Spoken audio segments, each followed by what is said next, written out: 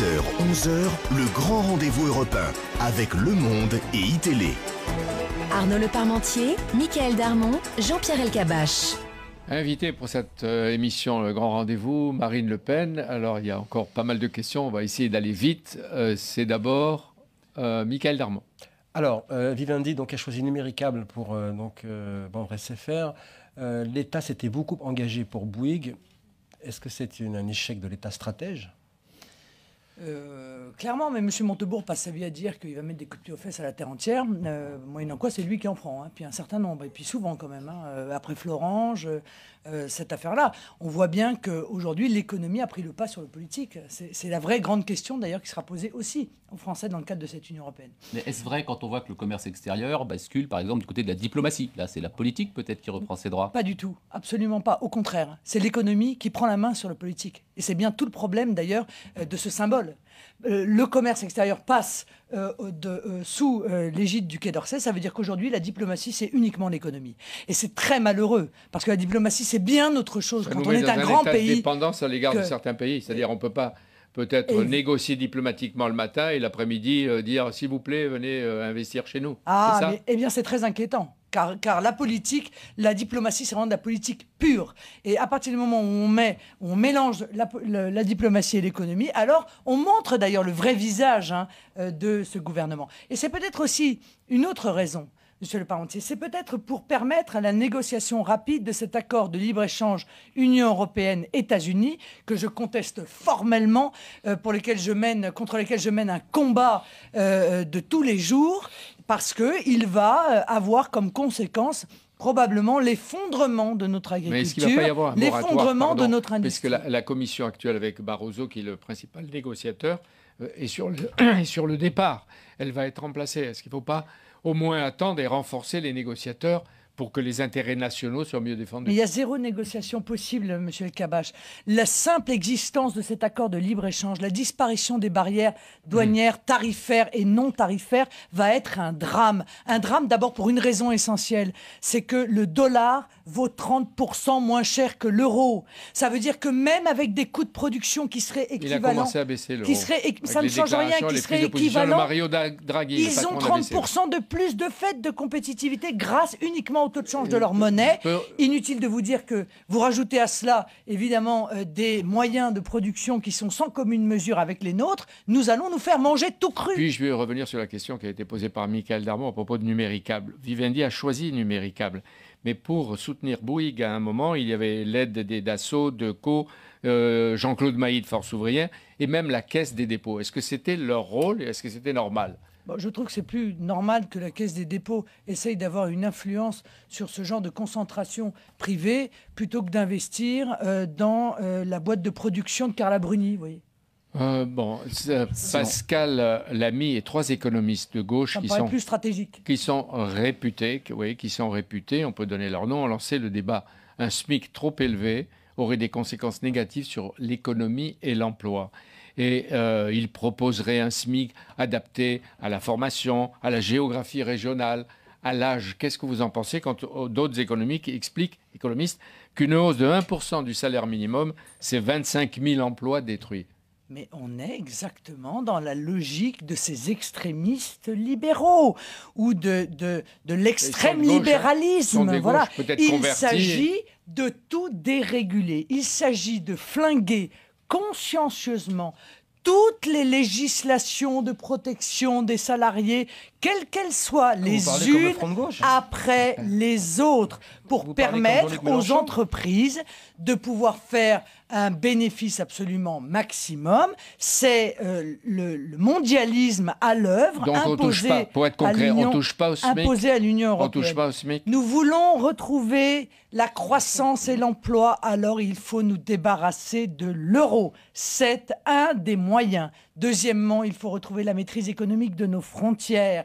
Il faut arrêter la concurrence internationale déloyale. Il faut arrêter de mettre les salariés Il faut arrêter de mettre les salariés en concurrence avec des travailleurs. Est-ce qu'il faut alléger leurs charges? Est-ce qu'il faut alléger les charges sur le SMIC? Est-ce que c'est une manière de les aider? Il faut, je l'ai proposé, moi, pendant la campagne présidentielle, augmenter le salaire minimum, non pas par une augmentation du SMIC qui pèse sur les entreprises, mais grâce à une prise en charge par l'État de la part salariale des cotisations sociales, ce qui entraînerait une augmentation automatique du net. Vous pensez que le SMIC aujourd'hui, le montant du niveau du SMIC est trop élevé? Mais pas du tout, c'est exactement l'inverse que je suis en train de vous dire. Oui. Je suis en train de vous dire que dans toute une série d'endroits, on ne peut pas vivre avec le SMIC. Il faut se raconter. Il est de combien aujourd'hui le SMIC mensuel? Il est de à peu près 1100 euros. On ne peut pas vivre avec ça à Paris. 1445. Oui, net. Au bassin. 1400 brut mensuel. Oui, brut mensuel. 1445. Mais moi, je vous parle du net, moi, parce que c'est avec le net qu'on vit. C'est pas avec le brut. Hein. Bon, alors, question de Michael Darmon. Ou Arnaud Le Parmentier. Michel Sapin part à Berlin dès demain. Est-ce que vous pensez qu'il va obtenir un délai ou une nouvelle manière de réduire les déficits de Angela Merkel? C'est encore une fois, que les choses soient claires. Nous n'avons plus la maîtrise de notre budget. C'est le Parti socialiste qui l'a décidé main dans la main avec l'UMP. Ça veut dire que nous sommes contraints de mettre en œuvre les politiques qui sont décidées par l'Union européenne. Or, aujourd'hui, c'est Mme Merkel qui dirige l'Union européenne. C'est un fait. Alors, ils imposent l'austérité, cette austérité dont nous savons que ça ne fonctionne pas. Elle ne remplit même pas son objectif. Mais non, c'est vrai que le FMI parle un peu comme vous.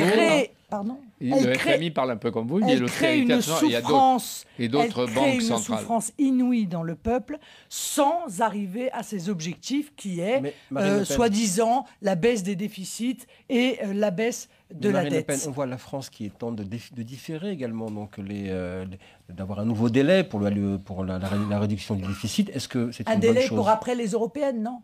Est-ce que c'est une bonne chose? On voudrait un petit peu de délai, et 2 mois de délai. C'est un petit peu comme la nomination de M. Montebourg. M. Montebourg, il est ministre du mensonge électoraliste, mais en CDD de 2 mois. C'est-à-dire pendant 2 mois, il va nous faire le cinéma de acheter français, de fabriquer français, de comment cette Union européenne qui cherche à nous brimer, c'est un scandale. Et puis après 2 mois, on dira bon écoute, voilà, t'as fait le boulot, merci, au revoir. Il n'y en a pas un des 16 par exemple, ou un des socialistes qui peut avoir grâce à vos yeux? Non. Non, aucun, tous ceux, monsieur El Kabbach, qui ont mis notre pays dans la situation dans laquelle il est, et ils sont tous responsables de cette situation.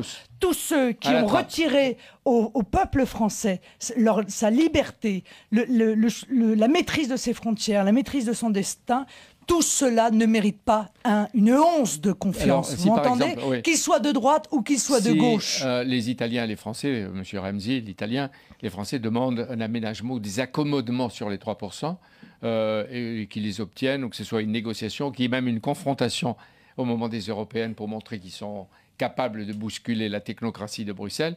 Je ne sais pas comment vous réagirez, mais est-ce que si vous étiez au pouvoir, qu'est-ce que vous feriez des 3%? Vous les jetteriez par-dessus les moulins? C'est ça, exactement. Vous ne vous sentez pas contre?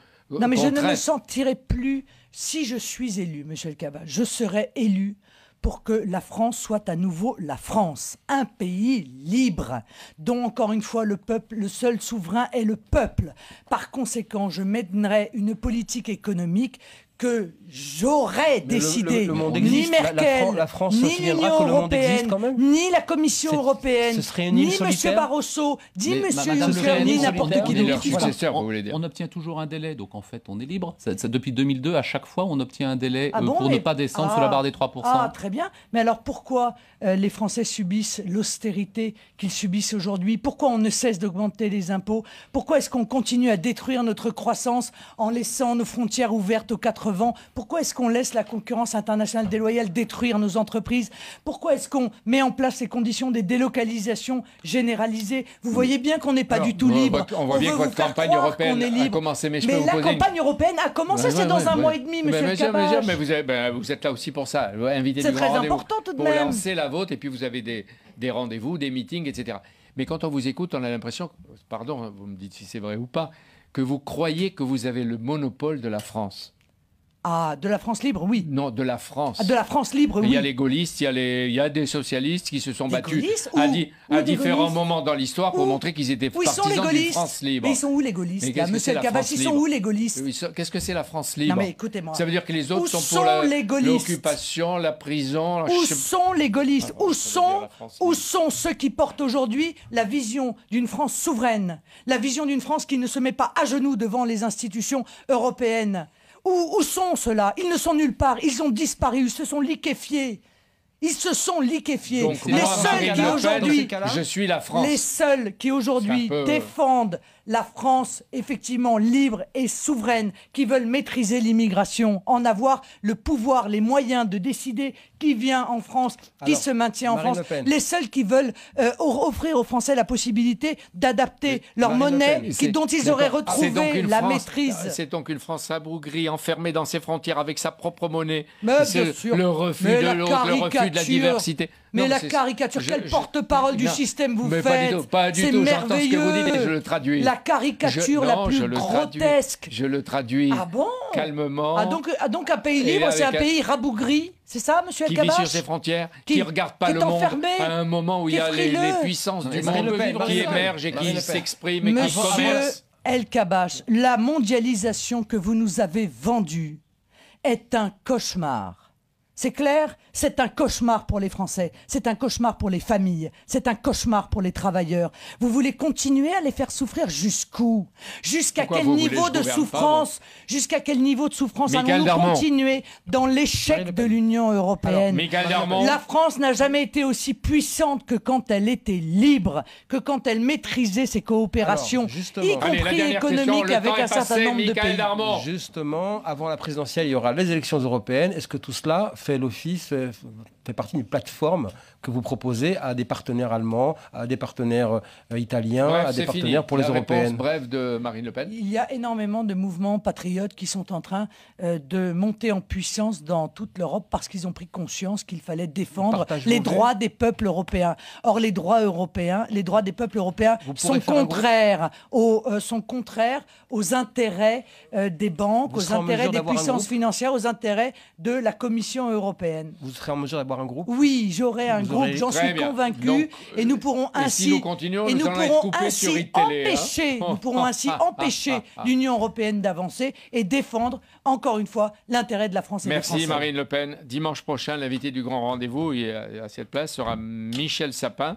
Il rentrera de Bruxelles et de Washington. Voyons.